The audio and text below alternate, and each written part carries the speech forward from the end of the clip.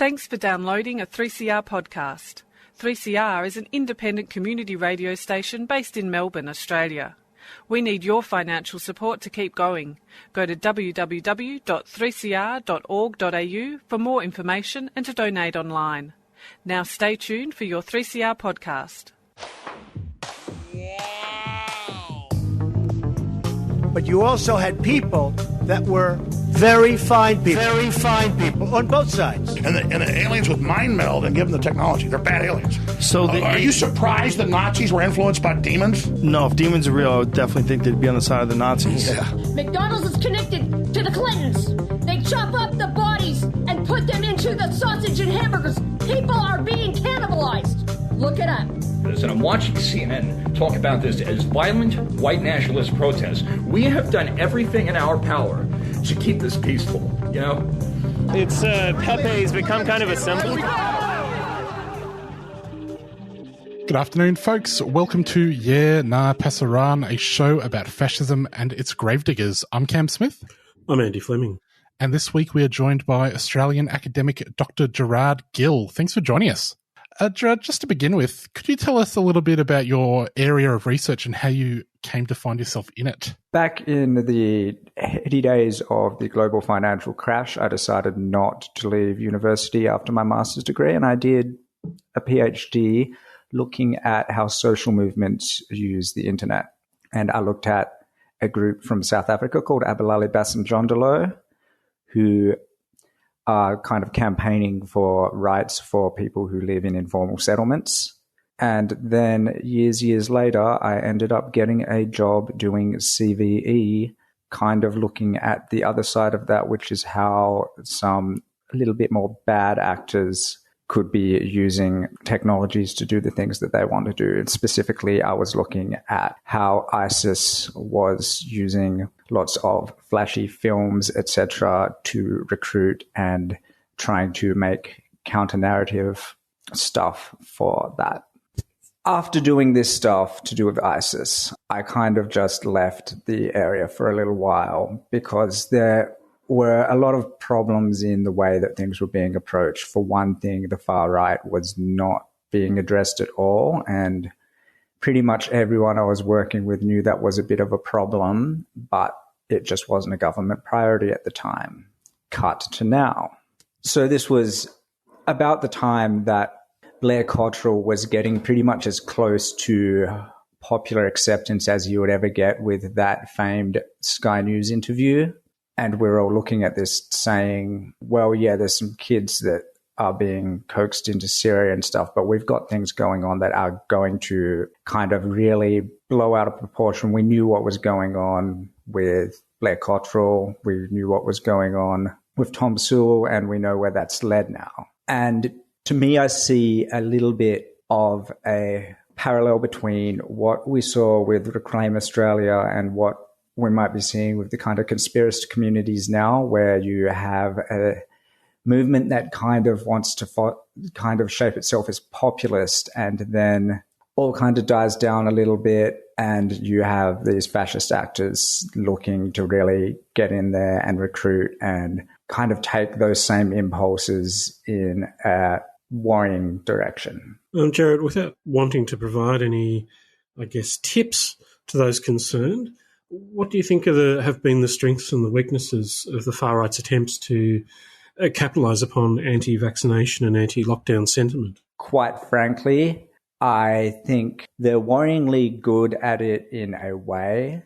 I mean, it's always going to be a fairly small cohort of people who are interested in going that extra step. I think we probably would have found that with Reclaim Australia. And we're already seeing like a lot of conspiracists kind of trickle off. There's not as much going on there as there was, but there's quite a few parallels that fascist philosophy and the philosophy of, if you could call it a philosophy, the milieu, I guess, of the conspiracist movements that we're seeing have a lot of crossover. There were 4 themes that I found in my research on how the fascists were reaching out to conspiracists on Telegram. The first one is pretty simple conspiracy stuff, because COVID-19 as a conspiracy is not just the realm of the lockdown people. Thomas Sewell and Jazz Searby are pretty convinced, at least publicly, about COVID-19 being some kind of conspiracy. I think Thomas Sewell has been talking about how it's to sterilize white people. I don't know if he still thinks that. It might have just been him kind of having a little bit of a train of thought on the internet. But so you can get into that. I mean, Nazism it's a conspiracist ideology to begin with, but there's also a lot of these undercurrents of, we're talking about a corrupt society, which is like a mainstay of fascist thought, but also of a lot of this conspiracist thought. We've seen now that the movement's kind of been pared back to its more radical core. We're not getting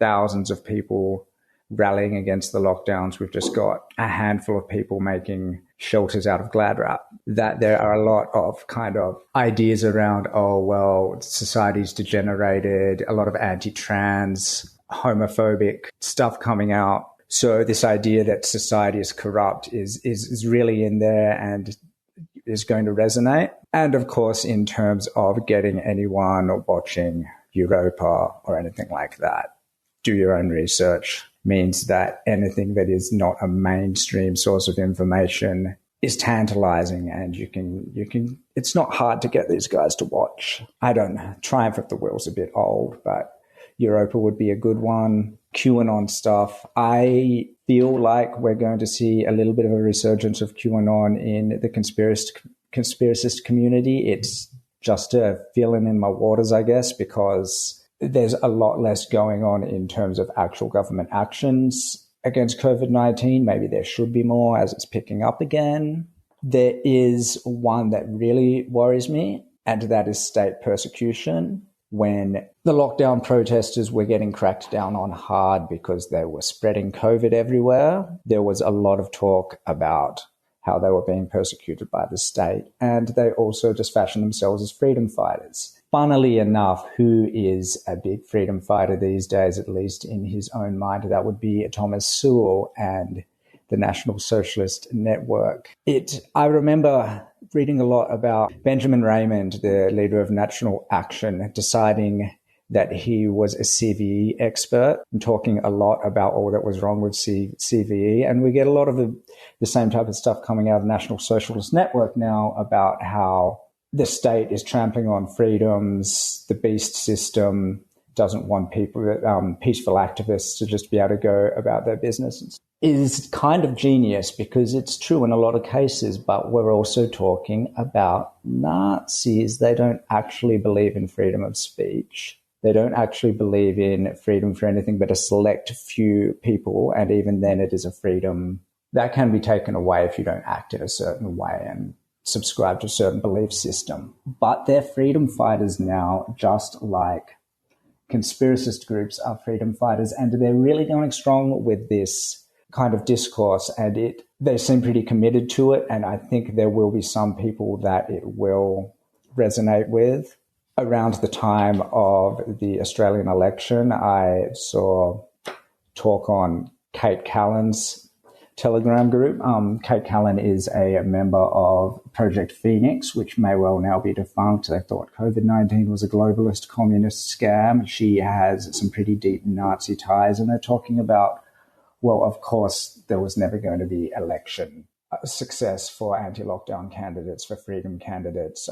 We shall just write in Thomas Sewell. So, speaking of freedom fighters, one of the groups you examined were the peacemakers, who to me seem like they fit into the Christo-fascist mold that we've been seeing become popular around the place lately. What do you think a group like that, which was sort of set up explicitly to, provide security, euphemistically, at anti-lockdown protests, where does a group like that go now that the lockdowns are over?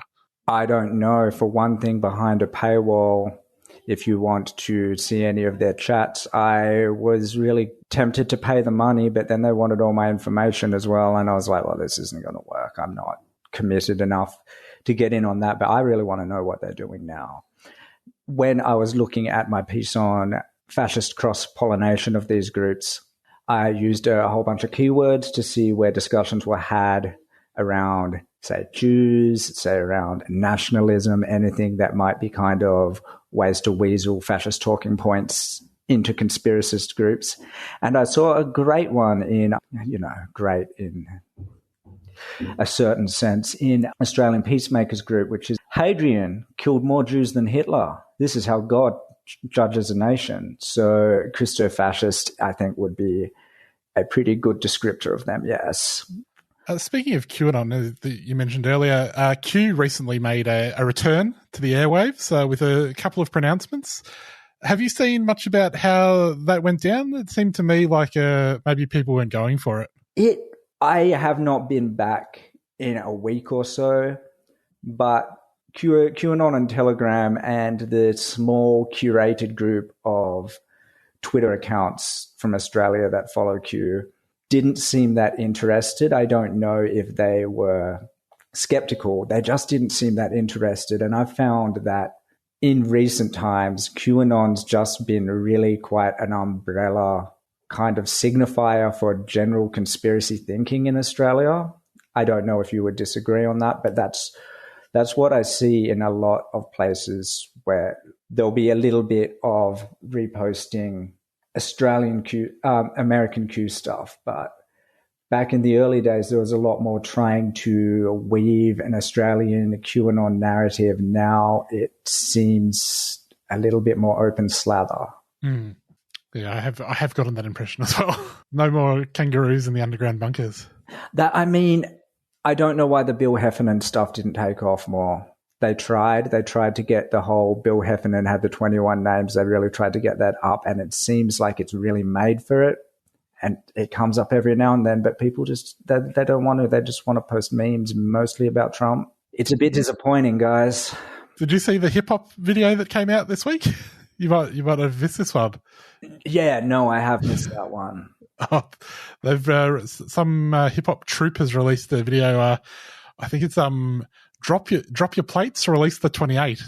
Everyone get rid of your rego, and also we need to expose the 28. Can we play a sample of that banger, Cam? I think we get into trouble? No, I think we can play just a small sample. Okay. But people shouldn't be so inspired as to take the license plates off their cars. No, of course not. You gotta do what he say, just cause he said so. Expose the pedo, don't pay your rego. Yo, this is our key to freedom. Expose the 28, expose the demon. And these places we don't even need them when sovereignty was never ceded. You've made reference, we've spoken about the Australian Peacemakers and that group seemingly going into retreat, or at least withdrawing a little from the public gaze. I wonder if that's got to do with criminal prosecutions that are taking place. And I'm aware of the fact that various members of the NSN are also facing legal challenges. What do you think has been the impact of, state repression of, on the one hand, leading members of the anti-lockdown movement and also the NSN and related groups? I think it's really a double-edged sword. I think there's always going to be pros and cons to that kind of action. And the obvious advantage of that is that you try and stop the growth of a movement. It's like getting QAnon off the mainstream platforms as much as possible, getting Nazis off the mainstream platforms as much as possible. You do hamper growth, and it's pretty essential to hamper the growth of movements like that. On the other hand, you also feed into the victim narrative. And to me, it's a little bit like we're very much in the age of stochastic terrorism and soul actor, lone wolf terrorism. I don't like those names because I don't think they're very accurate. But the age where the person who's going to go out and shoot a place up or something like that is not going to be a card-carrying member. I actually believe Thomas Sewell to a certain degree when he talks about how they don't want to go out there and break the law and do violence because it's not in their interest right now. What they are doing, though, is they're creating an environment where that may well happen anyway, and it may be someone with a very deniable link to the organization who's maybe just been watching his rants on YouTube or wherever he manages to host them now. I don't know if he's still on Odyssey, but I kind of feel like that's where things like that are going. And I think it's probably going to be the same with conspiracists, all the grifters, all the big names, even the more radical ones. I don't think they're going to hurt anyone. They're just going to cause other people to hurt someone. And that's going to be completely deniable because that's the nature of that kind of event. Yeah, so this is another thing. Stochastic terrorism is an idea that the time has really come. And I think after a few shootings, most recently in the US, like the Buffalo shooting and all the Great Replacement Theory inspired shootings before that. Take your pick at how many, I wouldn't even know. It's really something that's starting to become more of a household name, and it's going to have to be. We've seen people being kicked off the mainstream social platforms, whether they're part of that neo-Nazi milieu or they're part of, this new conspiratorial movement. And we find them coalescing on platforms like Telegram, where there's no moderation. But there's also none of those things that are sort of potentially pulling people back out of these movements, so that there's no institutional intervention happening on Telegram, for example. Should there be? And if there was, what could it look like? Oh, God, I don't know. It's really what we're struggling with, isn't it? I think there's going to have to be, in the next however long, a lot of public awareness of how individuals are going to be able to have to support individuals in their lives to get out of this stuff. I was actually, in preparation for talking to you guys, listening to a previous interview you had with Shannon Foley Martinez and talking about how she got out when she started getting interested in other things in her life and having other things in her life. And I think keeping those lifelines open is something you hear again and again as being really important. Exactly how to do that, I don't know.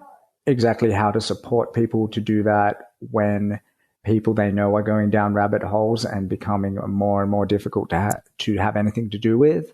That is something we're really going to have to grapple with as a society. Oh, we'll let you off solving the whole problem on our show.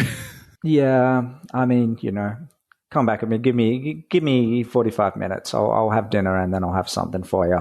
We'll sort it out. It's not stochastic terrorism, Gerard, but last year we witnessed an attack upon the CFMEU offices in Melbourne. That was by a fairly large and determined crowd. And beyond that, we've seen all sorts of convoys and gatherings which appear to have been dissipating somewhat. Given that Victoria has a state election in a few months, do you think that it's a good thing or a healthy thing? Or what do you think about the fact that anti-vaxxers will be going to the polls? And I expect the results to be fairly poor, but perhaps they'll succeed. What do you think are the kinds of? I know you've also made reference in particular in one of your writings on the NSN and others who have embraced the notion that there's no political solution. So I take note of that because running in an election is a kind of political solution. We have one soon.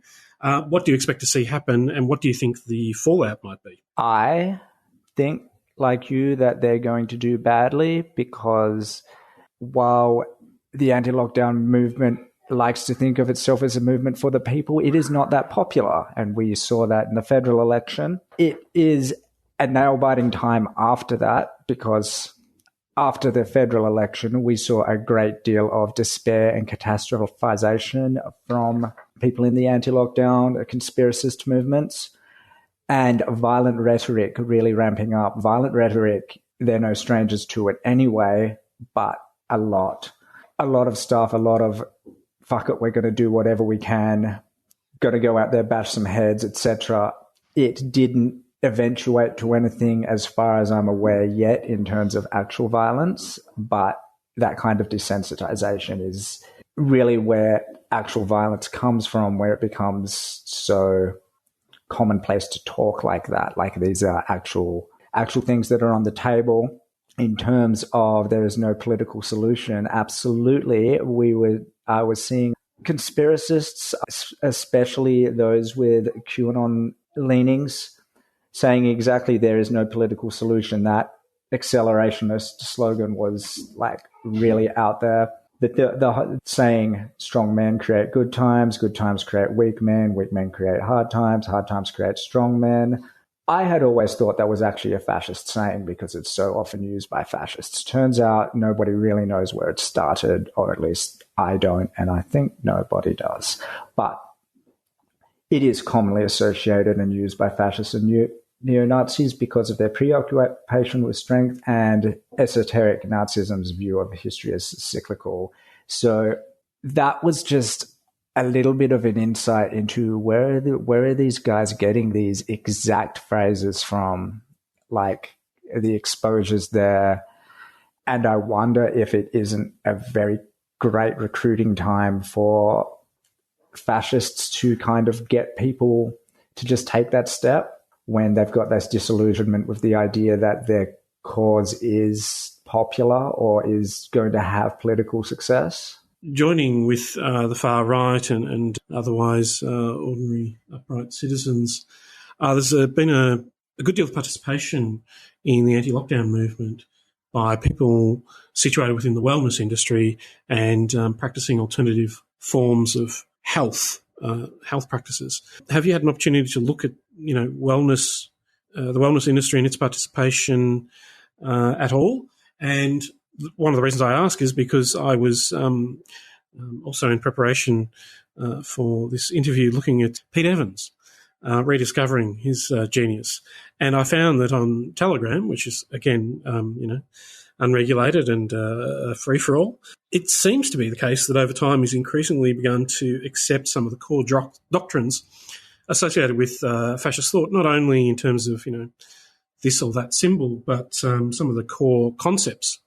And I've always thought of him as being a kind of concern because he's in a situation where he has a following that's not derived from his political beliefs, but his, TV fame and status as a celebrity chef. And he's able to provide a kind of form of this ideology that's more acceptable to a wider group of people. So in terms of invoking freedom maybe no political solution is a bit grim, but there are other slogans and concepts and ideas that are floating around which are attracting people and being used to attract people to this movement. So, yeah, I'm not sure. I'm struggling to derive a question from this other than have you had a look at these wellness figures and what do you make of them? I have observed it from a distance. I've been interested to see that the NSN, who are, of course, not the be-all and end-all of Nazism in Australia, but they are pretty much the strongest and only well-known force in Nazism in Australia at the moment, haven't really been leaning into this much themselves. I don't think it really plays into their wheelhouse, their kind of street tough guy image more than any kind of eco stuff or wellness stuff. But I do know that there's been kind of this whole idea of do your own research and alternative sources of information. Europa, Dave O'Neig's, I think, is a bit of a pusher of Europa. I would not be surprised to see a character like Pete Evans leaning more into this stuff, especially now that all us woke moralists have kind of cost him so much by being a little bit upset that he was posting Nazi propaganda, snowflakes that we are and all. Gerard, you began your academic research, you said, looking at the shack dwellers movement in South Africa and how it employed social media. And I wouldn't describe that as being a right-wing movement or association. And yet it appears to be the case that in terms of the concerns that are being expressed about social media and propaganda and so on, whether it's in relation to the pandemic or a whole range of other crises, the right seems to be, or this might be implied, seems to be particularly adept at employing this technology to its benefit. I'm wondering if you have any ideas about how the left, loosely speaking or broadly speaking, has failed and what it could learn from the right, let's say, in terms of effectively utilising these new technologies to, I guess, produce propaganda to make a case to build a social movement. When I looked at the shack dwellers, my question at the time is, what can we say about how technology, how information and communication technologies can help activism. Because when I was doing that, it was kind of a day when a lot of things were being said about it that were fairly utopian. Oh my God, it's going to save us. Oh my God, it's going to doom us, all that type of thing. And I wanted to see how we could put a little bit more nuance back in that.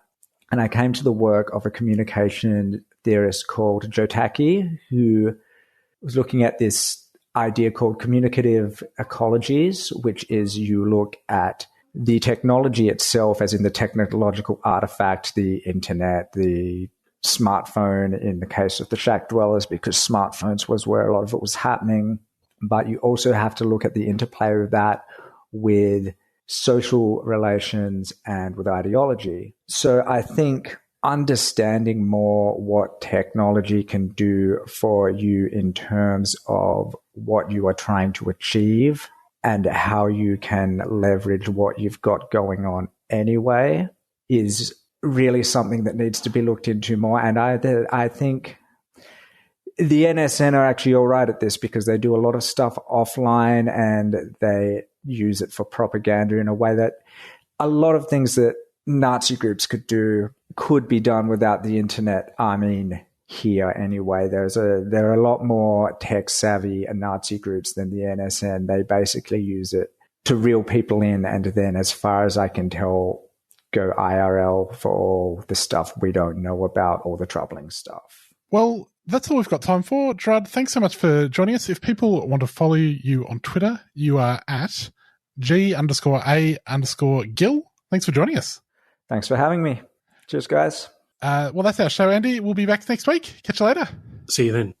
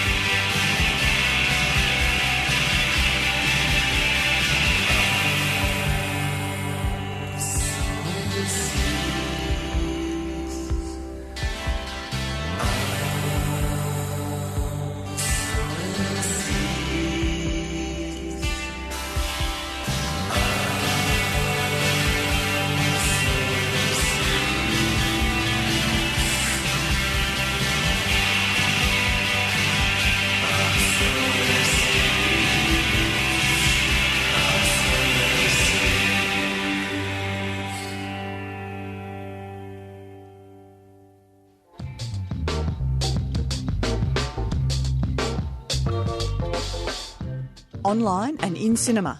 Melbourne Documentary Film Festival will be running online from the 1st to the 31st of July and at Cinema Nova from the 21st to the 31st of July.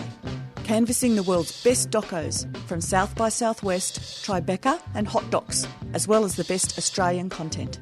Check out the lineup and book today at mdff.org.au or cinemanova.com.au. The Melbourne Documentary Film Festival is a 3CR supporter.